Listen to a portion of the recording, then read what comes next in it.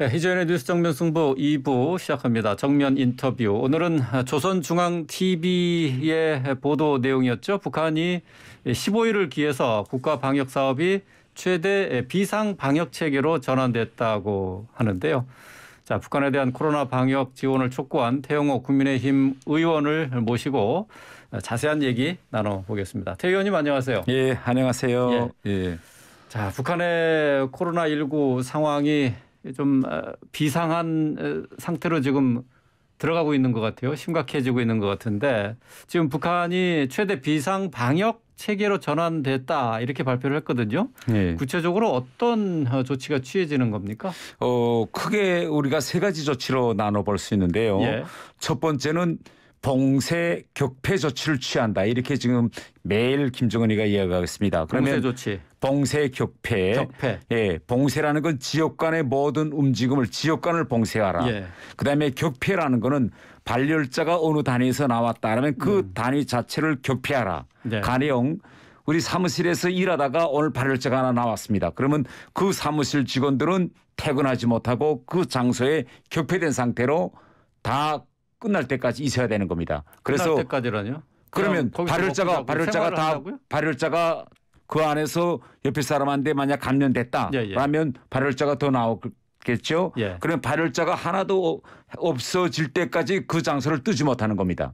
이게 격폐입니다. 단위별 격폐. 그 안에서 그러면은 먹고 자고 다 해야 된다는 그렇죠. 얘기예요? 예, 외부에서 이제 날라다 주고. 그런데 우리 한국인들은 이런 걸 겪어 못 봤기 때문에 왜 그럼 이런 조치를 극단적인 조치를 취할까라고 생각하는데 지금 이 4월 말부터 5월 말까지가 북한에서 모내기철입니다. 모내기철. 네, 모내기철일 때는 14세 이상 60세 미만의 북한의 전 국민, 군인, 공무원 할 수 없이 농장에 나가서 모내기를 하는데 이때는 단체별로 일하고 단체별로 숙식합니다. 그래서 코로나가 제일 빨리 전파될 수 있는 최적의 환경이 지금 바로 4월부터 5월 사이거든요. 네. 예, 그래서 지금 북한이 단위별 격폐 조치를 취할 수밖에 없습니다. 예.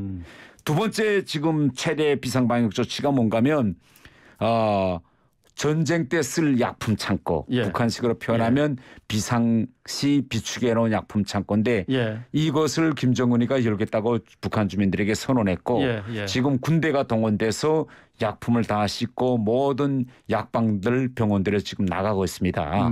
근데 그 어느 나라도요. 이 전쟁용으로 비축해 놓은 전략물자를 연다 이런 이야기는 절대 안 합니다. 이거는 국가의 마지막 지탱점인데 이걸 풀어서 지금 최대 비상사태고 세 번째로서는 지금 법적 통제를 강화해라. 그래서 지금 경찰, 검찰 총동원돼 가지고 했는데 어제 북한에서 진행된 당 회의에서 김정은이 북한 중앙검찰소장 우리 말하면 검찰청장이죠. 검찰청장을 지명해서 엄청 질책했습니다. 왜 질책했느냐.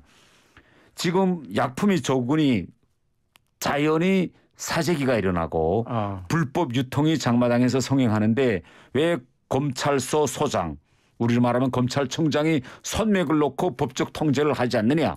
그래서 지금 북한을 보면 북한식으로 표현하면 건국 이래 대동란이다. 이렇게 건국 이래 대동란이 일어났다. 이거 김정은이 자체가 이렇게 이야기한 겁니다. 그러니까 약품 창고를 다 열어서 일단 다 배급을 하고 있는 것 같은데 지금 현재 상태는 치료제도 없고 약품도 뭐 충분하지 않은 거 아닙니까? 그러니까 지금 열어서 이걸 지금 현장으로 지금 날아간다. 그래서 김정은이가 어제 가까운 곳에 있는 약국에 나가봤습니다. 어느 정도 약이 왔느냐. 가보고 하는 이야기가 왜 이미 약품 창고를 열라고 했는데 약이 아직 도착 안 했느냐 뭐 하고 있느냐 하고 또 그 자리에서 이제 질책했더라고. 그런데 이게 아시겠지만은 북한에는 우리처럼 이렇게 운반 수산 트랙이라든가 휘발유 이게 모든 게 구비되지 않기 때문에 설사 약품 창고를 열었다고 하더라도 그걸 금방 군대가 들어가서 투입돼서 필요한 곳까지 날아가는 데는 상당한 시일이 걸리는데 김정은으로서는 자꾸 이렇게 조바심이 나는 거죠. 조선중앙TV를 통해서는 민간요법으로 이 치료를 하라라는 그 방송도 나가는 걸 봤어요. 기침이 나면 꿀을 먹어라 또 뭐 버드나무 잎을 끓여서 달여서 먹어라 이런 얘기도 있는데 이게 지금 북한의 의료 수준을 좀 보여주는 게 아닌가 싶어요. 네, 그 당국으로서는 가장 좋은 방법은 충분한 의료품과 약품이 있으면 좋겠죠. 그런데 현실적으로 다량의 지금 발열자가 나오는데 국가로서 네. 해줄 게 없잖아요.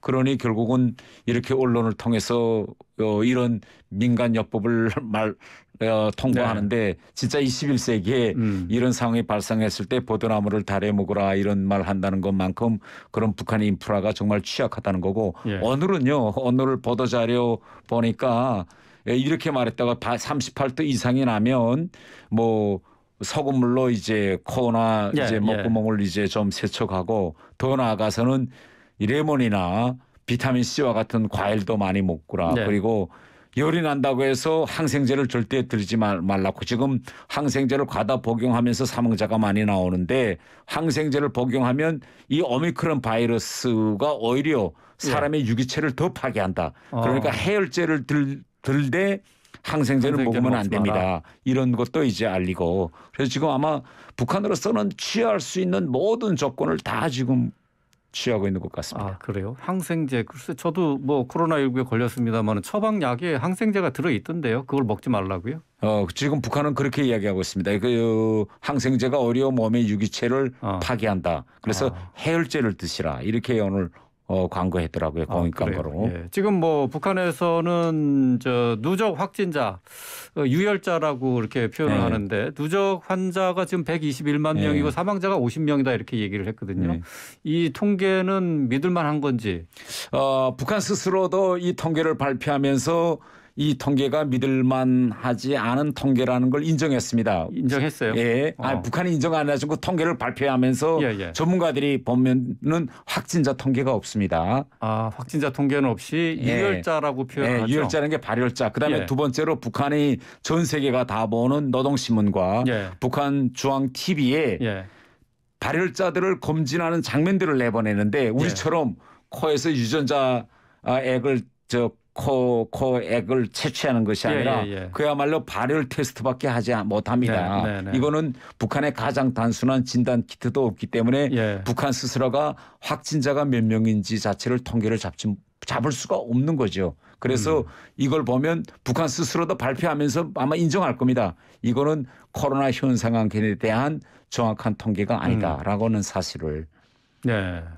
그렇군요. 정부가 오늘 우리 정부는 오늘 북한에 코로나19 지원 의사를 밝힌 통지문을 보냈습니다마는 북한에서 이걸 접수했다라는 뭐 그런 의사를 표현하지 않았어요. 이게 저 통지문 접수하는 과정에 일단 서로 오후, 오전, 오후 이렇게 나눠서 전화 통화를 하는 거죠. 네.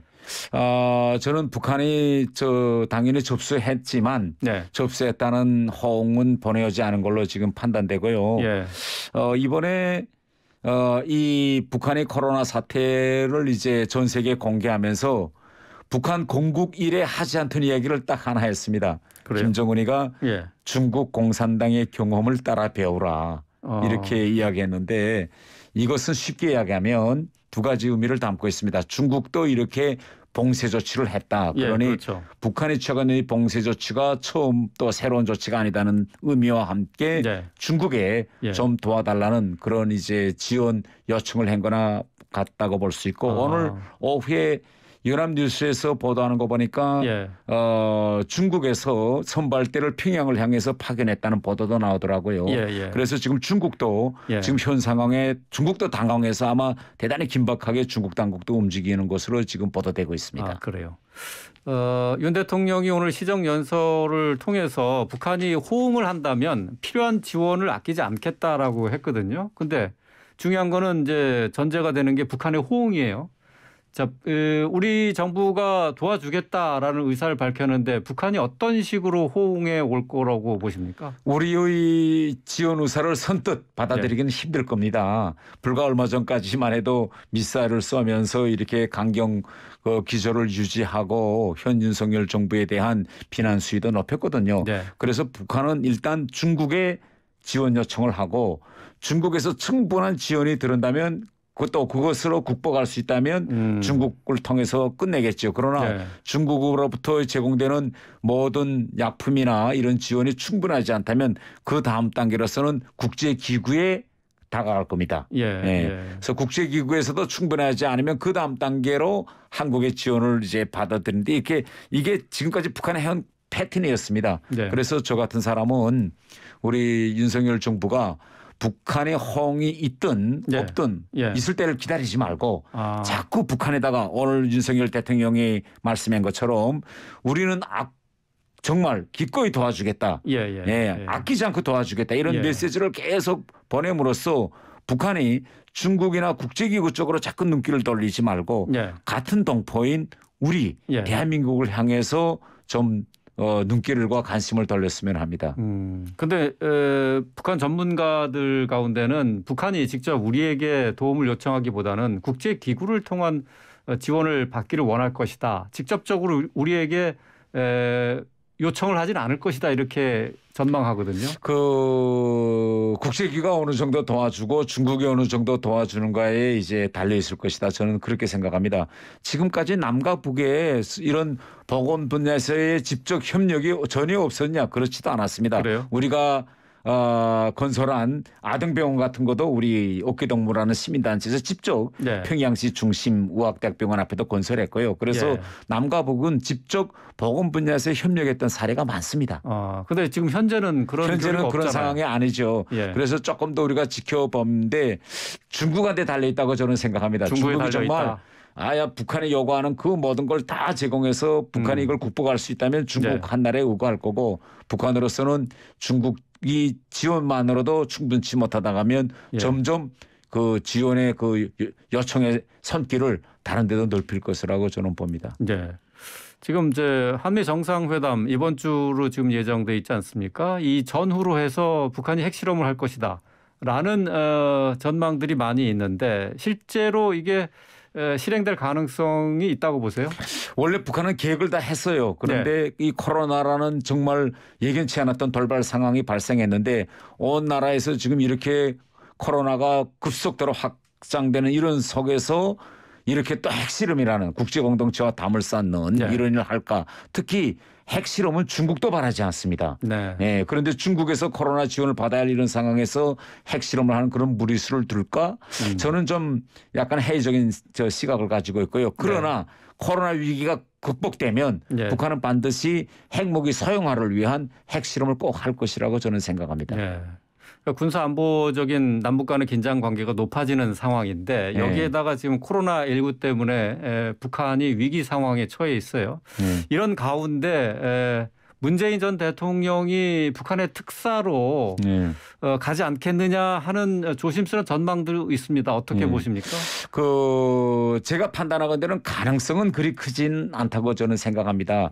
그러나 제가 지난번 외교통일위원회 권영세 장관 후보자 때 청문회에서 제가 이걸 던졌는데 그때 제가 이걸 던진 이유는 우리 윤석열 정부가 지금 사회적 대통합 그다음에 새로운 남북관계 이런 걸 많이 지금 외치고 있는데 그러면 윤석열 정부가 포용할 수 있는 그런 대북 정책에서의 활용 가용한 그런 인력 풀을 어디서부터 어디까지 스펙트럼을 잡고 있는지 제가 이것이 궁금해서 그런 질문을 던졌는데 뭐 일부 분들이 이야기하는 것처럼 뭐 이번 바이든 대통령이 왔을 때 뭐 이런 문제를 또 토의될 것이다. 뭐 문재인 대통령이 금방 북한에 갈 수 있다. 저는 이 가능성 자체는 그렇게 크게 보진 않습니다. 높지 않다라고 보시는군요.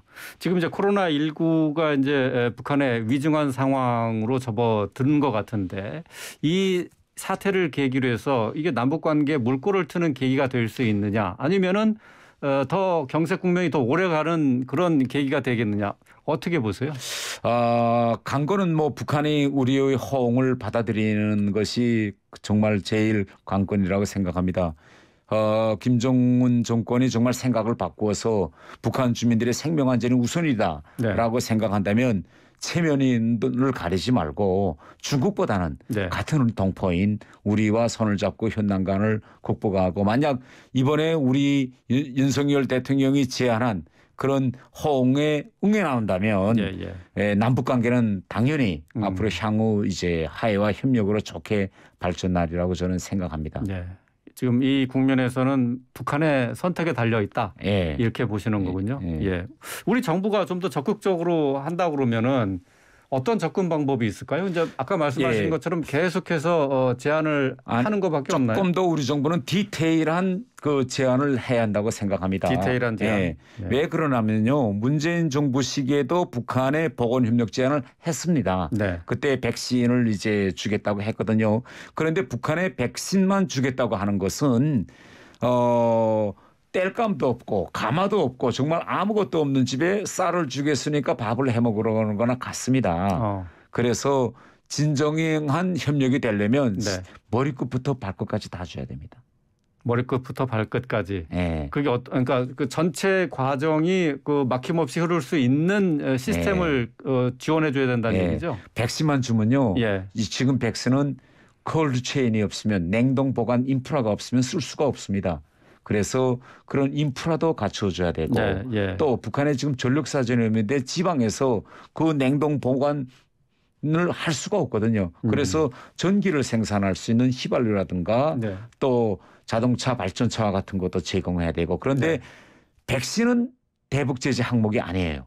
그러나 나머지 정말 그 북한의 다 머리끝부터 발끝까지 이에는 대북 제재 항목이 대단히 많습니다. 그래서 이거 우리가 선제적으로 앞으로 북한이 호응할 걸 선제적으로 이제 우리가 예견해서 윤석열 대통령이 이번 5월 21일 바이든 대통령과의 정상회담 때 이런 코로나 특수 상황에 해서 이러한 협력에 필요한 이런 대북 제재물 이런 항목들을 특례적으로 면제해달라라는 걸 이번에 바이든이 왔을 때 꼭 납득시켜서 미국으로부터 먼저 이제 허가를 받고 다음 단계는 유엔의 허가를 받고 이런 선제적인 조치를 빨리 취해서 북한이 바라보건대는 저 정도면 백신뿐만 아니라 받아서 진짜 죽어가는 생명을 살릴 수 있겠구나라는 인식이 가야 됩니다. 지금 백신만 줘서는 별로 의미가 없습니다. 알겠습니다. 인도주의적 지원을 위해서 한시적일지 모르지만 어쨌든